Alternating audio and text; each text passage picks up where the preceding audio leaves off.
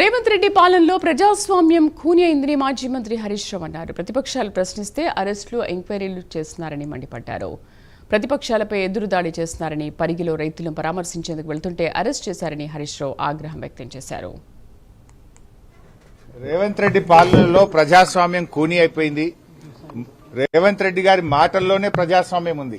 ఎన్నికల ముందు 6 గ్యారెంటీలు కాదు 7వ గ్యారెంటీ ప్రజాస్వామ్య హక్కు మీకు కల్పిస్తామని ఆ రోజు చెప్పారు. కానీ ఈ రాష్ట్రంలో పరిస్థితి ఏంటంటే ప్రతిపక్షాలు కనీసం ధర్నాలకు వెళ్లొద్దు, రైతుల్ని పరామర్శించొద్దు, ప్రతిపక్షాలు ప్రశ్నించొద్దు, ప్రశ్నిస్తే మీకు అరెస్టులు, మీ మీద ఎంక్వైరీలు, విజిలెన్స్ ఎంక్వైరీ వేస్తాం, సిఐడి ఎంక్వైరీ వేస్తాం, కమిషన్లు వేస్తాం అని ప్రతిపక్షాల మీద ఎదురుదాడికి ప్రభుత్వం పాల్పడతా ఉంది.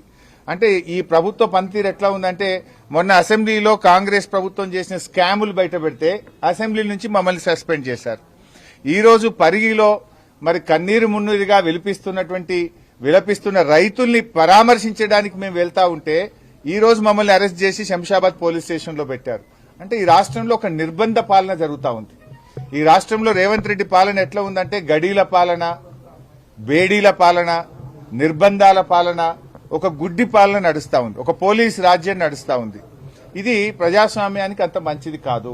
ముఖ్యమంత్రి ఒకటే విజ్ఞప్తి చేస్తున్నా, నిజంగా మీరు కంపెనీలు పెట్టాలంటే మీరు పరిగి చుట్టుపక్కల మోమిన్పేట ఎంత దూరం ఉందో 50 కిలోమీటర్లు, 1000 ఎకరాలు ఉంది అక్కడ పెట్టండి కంపెనీలు. కేసీఆర్ గారు అప్పుడు ల్యాండ్ అక్వైర్ చేసి పెట్టినారు, అక్కడ ఏ సమస్యలు లేవు, తీసుకున్న భూమి అట్లాగే ఉంది, అక్కడ పెట్టండి. అదే కాకుండా రాకంచల్రా పరిగికి 10 కిలోమీటర్ల దూరంలో 200 ఎకరాలు ఉంది, ముందు అక్కడ పెట్టండి కంపెనీలు.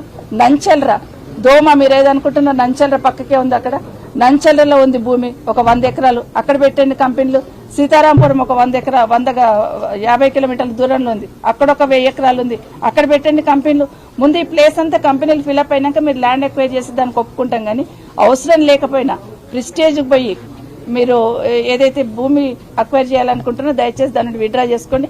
అక్కడున్న రైతులకు అందరూ కూడా విజ్ఞప్తి చేస్తున్నాం, మీరు ధైర్యంగా ఉండండి, ఖచ్చితంగా బీఆర్ఎస్ పార్టీ మీకు అండగా ఉంటుంది. వాళ్ళు విత్డ్రా చేసుకున్నంత వరకు మా పోరాటం మీ తరఫునే ఉంటుంది.